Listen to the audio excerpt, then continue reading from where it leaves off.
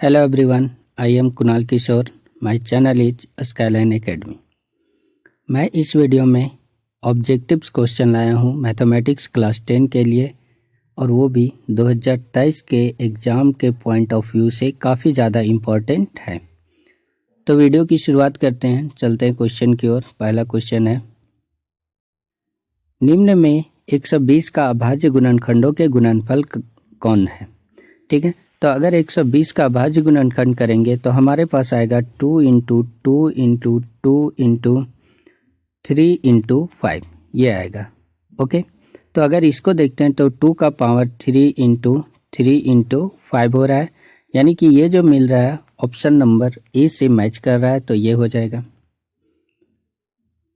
Question number 2, 6/15 का दशमलव प्रसार होगा. तो यहाँ पर 6/15 देखते हैं तो यहाँ से 3 से कैंसिल हो जाएगा. 3 5 जा 15 और 3 2 जा 6, यानी कि 2/5. और 2/5 को अगर लिखेंगे तो 0.4 लिख सकते हैं, यानी कि इसका जो दशमलव प्रसार है वो शांत है. तो इसका ऑप्शन जो है ऑप्शन ए हो जाएगा, शांत. क्वेश्चन नंबर 3, किसी बहुपद px के लिए y बराबर px का ग्राफ नीचे आकृति में दिया गया है. ग्राफ से बहुपद px के शून्यकों की संख्या क्या होगी. तो यहाँ पर देख रहे हैं कि इस ग्राफ में जो x अक्ष है, x अक्ष पर ग्राफ जो है एक ही पॉइंट पे कट कर रहा है, तो इसके शून्यकों की संख्या 1 हो जाएगी, ऑप्शन ए हो जाएगा. क्वेश्चन नंबर 4 है, निम्नलिखित में द्विघात समीकरण कौन है. ठीक है, यहाँ पर जो क्वेश्चन है वो गलत है. यहाँ पर कौन नहीं है, द्विघात समीकरण कौन नहीं है होना चाहिए. ठीक है, क्योंकि पहला अगर ऑप्शन देखते हैं ये द्विघात समीकरण का रूप है, दूसरा ऑप्शन देखते हैं तो ये भी द्विघात समीकरण है, तीसरा ऑप्शन देखते हैं तो ये भी द्विघात समीकरण का रूप आता है. तो इसका जो ऑप्शन है अगर है सो क्वेश्चन में नहीं है तो फिर है सो इसके लिए ऑप्शन डी हो जाएगा. Okay, question number 5, cos 48 degree minus sine 42 degree का मान है. तो यहाँ पर इसका जो मान निकालेंगे, अगर निकालना चाहें तो cos 48 डिग्री, और अगर साइन 42 डिग्री को चेंज करते हैं तो ये हमारे पास आता है cos 90 डिग्री माइनस 42 डिग्री.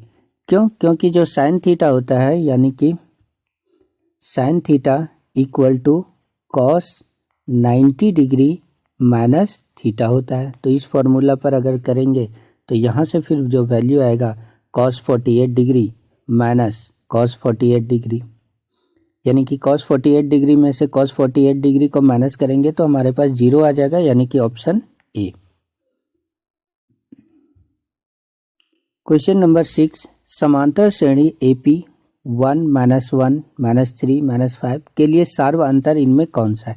यहाँ पर डी का वैल्यू निकालना है. तो डी का वैल्यू जो होता है दूसरा पद माइनस पहला पद होता है, second term minus first term, यानी कि यहाँ पे सेकेंड टर्म देखते हैं तो -1 है, -1. इसमें से क्या करेंगे कि 1 को माइनस करेंगे. यहाँ पे -1 में से -1 किए तो -2 आया. तो यानी कि जो डी का वैल्यू है सार्व अंतर वो -2 होगा, option C. Question number 7, R त्रिज्या वाले वृत्त का प्रथम चतुर्थांश का क्षेत्रफल है. यानी कि अगर कोई भी वृत्त है, वृत्त का 104 भागों में कट किया गया है, तो इसका पहले भाग का चतुर्थांश कितना होगा, चतुर्थांश का क्षेत्रफल कितना होगा. तो चतुर्थांश का जो क्षेत्रफल होगा 1/4 into pi R square. Okay, यानी कि वृत्त के क्षेत्रफल का चौथाई भाग, तो 1/4 पाई आर स्क्वायर. तो यहाँ पर देख रहे हैं ऑप्शन डी है, 1/4 pi R square. Question number 8, 5 centimetre त्रिज्या वाले एक वृत्त के बिंदु P पर स्पर्श रेखा PQ केंद्र O से जाने वाली एक रेखा से बिंदु Q पर इस प्रकार मिलती है कि OQ बराबर 12 सेंटीमीटर PQ की लंबाई है. ठीक है, तो यहाँ पर क्या है कि एक वृत्त है जिसकी त्रिज्या देखा जाए तो 5 सेंटीमीटर है, और फिर कह रहा है कि वृत्त के बिंदु P पर, वृत्त का कोई भी बिंदु P है, यहाँ से स्पर्श रेखा खींची गई है, स्पर्श रेखा PQ, स्पर्श रेखा PQ है. तो PQ केंद्र से ओ से जाने वाली एक रेखा से बिंदु Q पर इस प्रकार मिलती है कि OQ बराबर 12 सेंटीमीटर। यानी कि केंद्र से जाने वाली जो रेखा इस प्रकार मिलती है कि इसकी जो लंबाई है 12 सेंटीमीटर है। OQ बराबर 12 सेंटीमीटर। PQ की लंबाई ज्ञात करनी है कि PQ की लंबाई कितनी होगी। तो यहाँ पर देखते हैं कि OP बराबर 5 सेंटीमीटर हो जाएगा। क्यों? क्योंकि वृत्त की त्रिज्या है। यहाँ पे PQ का वैल्यू पूछा गया है। तो हम जानते हैं कि स्पर्श रेखा और त्रिज्या क्या होती है, आपस में लंब होती है। तो लंब होगा तो पाइथागोरस प्रमेय लगेगा। यानी कि यहाँ पर त्रिभुज है, त्रिभुज में पाइथागोरस प्रमेय को अप्लाई करते हैं तो यहाँ से OQ square equal to OP square plus PQ square हो जाएगा। यहाँ पर OQ का जो वैल्यू है 12 सेंटीमीटर है तो 12 का स्क्वायर हो जाएगा इक्वल टू OP का वैल्यू 5 है तो 5 का स्क्वायर प्लस PQ स्क्वायर हो जाएगा। अगर 12 का स्क्वायर करते हैं तो 144 आता है और 5 का स्क्वायर 25 यानी कि -25 कर देंगे इक्वल टू PQ स्क्वायर हो जाएगा। और 144 में 25 माइनस करेंगे तो ये 119 आएगा इक्वल टू, और यहाँ पर PQ स्क्वायर है तो ये रूट में आ जाएगा। यानी कि ऐसे PQ का जो वैल्यू है वो रूट 119 सेंटीमीटर है। यानी कि ऑप्शन डी हो जाएगा। क्वेश्चन नंबर 9, 96 और 404 का HCF है। ठीक है, तो इसको हम लोग है सो या तो प्राइम फैक्टराइजेशन मेथड या डिवीजन मेथड किसी के द्वारा भी सॉल्व कर सकते हैं। ठीक है, तो यहाँ से डिवीजन मेथड के द्वारा सॉल्व कर रहे हैं तो 404 को अगर 96 से डिवाइड करते हैं तो 4 टाइम्स में 384 आता है और उसके बाद जब सब्ट्रैक्ट करते हैं तो हमारे पास 20 बचेगा। ठीक है, उसके बाद फिर 20 जो है 96 को 20 से डिवाइड करते हैं तो ये 4 टाइम्स में 80 बार जाएगा और फिर यहाँ से 16 बचेगा। और जब 16 से देते हैं तो 1 टाइम्स में जाएगा 16 और जो रिमाइंडर बचेगा 4 बचेगा। अब फिर 4 को क्या करते हैं 16 को 4 से डिवाइड करते हैं तो यहाँ से ऐसा 4 टाइम्स में जाएगा और यहाँ से कैंसिल हो गया। यानी कि ऐसा यहाँ पर जो बचा 4 जो बचा, तो इसीलिए 96 और 404 का जो HCF है वो 4 हो जाएगा। क्वेश्चन नंबर 8, द्विघात बहुपद क्या होगा जिसके शून्यकों का योग तथा गुणनफल 0 तथा √5 है। ठीक है, यानी कि शून्यकों का योग दिया हुआ है अल्फा प्लस बीटा बराबर है 0 दिया हुआ है और अल्फा इंटू बीटा बराबर दिया हुआ है √5 दिया हुआ है। ओके, तो द्विघात बहुपद बोला गया है। तो द्विघात बहुपद लिखने के लिए ये होता है कि एक्स स्क्वायर माइनस शून्यकों का योग यानी कि alpha plus beta into X plus शून्यकों का गुणनफल अल्फा बीटा। तो इस पर अगर बैठाते हैं तो X square minus alpha plus beta है सो यहाँ पर 0 दिया हुआ है तो 0x हो जाएगा प्लस अल्फा इंटू बीटा √5 है तो √5 हो जाएगा।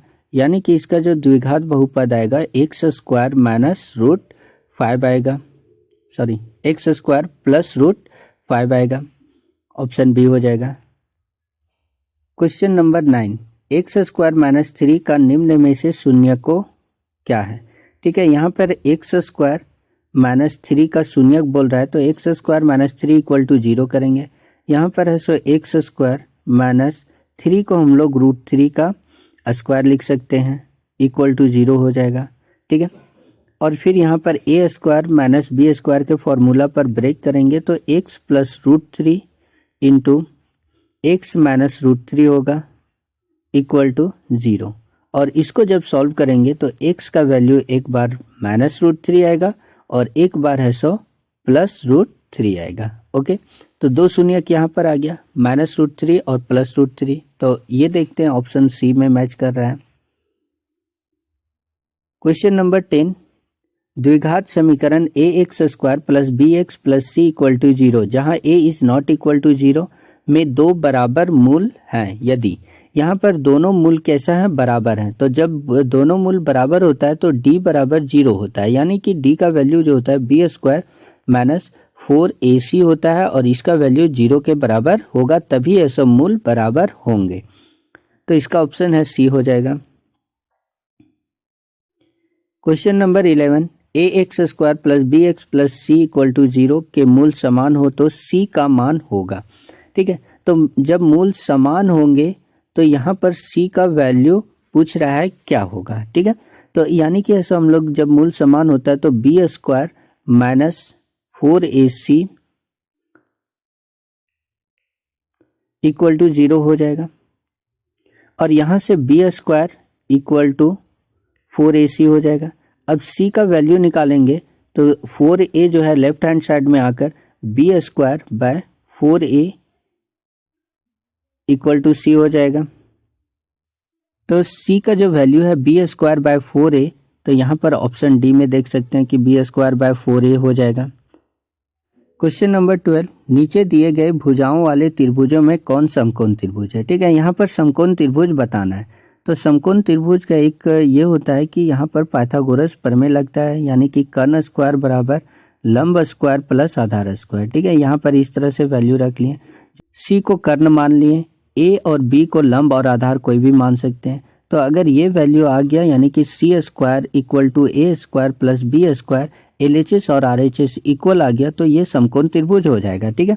तो यहाँ पर चेक करते हैं फर्स्ट ऑप्शन को, C का वैल्यू है सो वो जो रखते हैं सबसे बड़ी वैल्यू, यानी कि कर्ण सबसे बड़ी भुजा होती है तो 25 रख लिए, A को हम लोग 7 रख लिए और B को है सो 24 रख लिए। ओके, अब क्या करते हैं कि इस पे बैठाते हैं, ऑप्शन ए के लिए चेक कर रहे हैं तो इस पर जब वैल्यू बैठाते हैं तो सी स्क्वायर, सी का वैल्यू है 25 तो 25 का स्क्वायर हो जाएगा इक्वल टू ए का वैल्यू 7 है तो 7 का स्क्वायर प्लस बी का वैल्यू है सो 24 है तो 24 का स्क्वायर हो जाएगा। अगर 25 का स्क्वायर करेंगे तो 625 आएगा, 7 का स्क्वायर करेंगे तो 49 आएगा प्लस 24 का स्क्वायर करेंगे तो 576 आएगा। अगर इन दोनों को जोड़ते हैं तो हमारे पास 625 आ जाता है, यानी कि LHS और RHS दोनों बराबर आ गया। तो ये जो है वो समकोण त्रिभुज बनाएगा, यानी कि ऑप्शन इसका ए हो जाएगा। बाकी अन्य चेक कर सकते हैं, तो ये सब है सो समकोण त्रिभुज नहीं बनाएगा। ओके, क्वेश्चन 13, एक्स अक्ष से बिंदु P 8-12 की दूरी है, ठीक है। यानी कि एक्स अक्ष से बोला गया है P की दूरी कितनी है, ठीक है। यानी कि अगर देखा जाए निर्देशांक ज्यामिति में इस तरह से, अगर कोई पॉइंट यहाँ पर है P जिसका है सो निर्देशांक 8 और 12 है, ठीक है। तो यहाँ पे पूछा गया कि एक्स अक्ष से दूरी, यानी कि इस अक्ष से दूरी, तो एक्स अक्ष से दूरी देखते हैं तो यहाँ से यहाँ तक की दूरी 12 यूनिट हो जाएगी। ओके, तो यानी कि इसका ऑप्शन बी हो जाएगा। क्वेश्चन नंबर 14, tan 30 डिग्री का मान है, ठीक है। यहाँ पे tan 30 डिग्री का वैल्यू पूछा है, तो tan 30 डिग्री बराबर होता है 1/√3। Question number 15, cos 90 degree minus theta बराबर होता है, cos 90 डिग्री माइनस थीटा जो होता है वो sin थीटा के बराबर होता है। फॉर्मूला बेस्ड क्वेश्चन है। क्वेश्चन नंबर 16, एक बेलन जिसकी त्रिज्या r है और ऊंचाई h है का आयतन है, ठीक है। बेलन की जो त्रिज्या है वो r है और ऊंचाई h है, तो इसका आयतन पूछा गया। तो बेलन का जो आयतन होता है पाई r स्क्वायर, h होता है, ऑप्शन सी हो जाएगा। क्वेश्चन नंबर 17, यदि एक गोले की त्रिज्या r है तो उसका आयतन होगा। यहाँ पर गोले की त्रिज्या r दिया हुआ है, तो जो उसका आयतन होता है 4/3 पाई r क्यूब होता है, यानी कि ऑप्शन बी। क्वेश्चन नंबर 18, माध्य माध्यक एवं बहुलक में संबंध है, ठीक है। तो यहाँ पर जो माध्य माध्यक और बहुलक में संबंध बताया गया है, तो ये होता है बहुलक बराबर 3 गुना माध्यक माइनस 2 गुना माध्य। क्वेश्चन नंबर 19, किसी असंभव घटना के होने की प्रायिकता है, तो कोई भी अगर असंभव घटना है तो होने की उसकी प्रायिकता जो होती है वो 0 होती है, ठीक है। क्वेश्चन नंबर 20, कह रहा है कि tan 65 degree divide by cot 25 degree का मान होगा, ठीक है। तो यहाँ पर जो दिया हुआ है मान वो tan 65 डिग्री का दिया हुआ है डिवाइड बाय cot 25 डिग्री दिया हुआ है। इन दोनों में से किसी एक को चेंज करते हैं, तो tan 65 को अगर cot के टर्म में लिखेंगे तो cot 90 डिग्री माइनस 65 डिग्री होगा डिवाइड बाय cot 25 डिग्री होगा। और यहाँ से अगर है सो कॉट 90 डिग्री माइनस 65 डिग्री करेंगे तो कॉट 25 डिग्री आएगा, डिवाइड बाय कॉट 25 डिग्री आएगा। उसके बाद फिर ये दोनों मिलके कैंसिल हो जाएगा और वैल्यू 1 दे देगा, यानी कि ऑप्शन बी हो जाएगा। ओके, आगे जो क्वेश्चन नंबर 21 है इसको अगले पार्ट में लाऊंगा। और साइंस का जो ऑब्जेक्टिव है 50+ ऑब्जेक्टिव क्वेश्चन करवा चुके हैं प्रीवियस वीडियो में, तो अगर आप लोग ने नहीं देखे हैं तो जाकर देख लीजिए। ओके, तो वीडियो को एंड करते हैं। Thank you.